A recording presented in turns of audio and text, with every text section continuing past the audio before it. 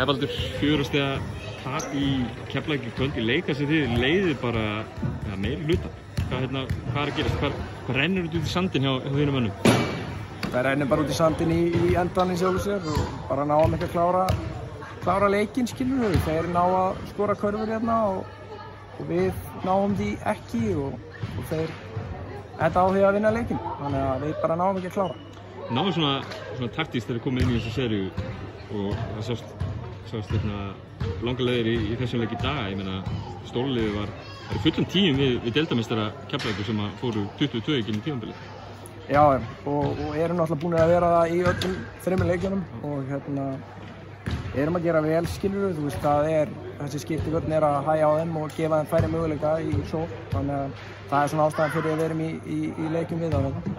Þannig að gerum við líka að sækja hratt á í dag, þannig að þú veist, áttum að vinna þennan leik, en þú veist, þetta snýst að klára og við getum það ekki og það fer sem fer. Sauðkrækingar ekki verið þekkt þessu neitt annað síðustu ára heldur en að blása duglega í seglin eftir svona skipbrot. Hvað ykkur má búast við á off-seasonu og næsta? Já, bara, þú veist, farið yfir hlutina og bætt það sem að misfórst og haldið áfram. Frábært, takk.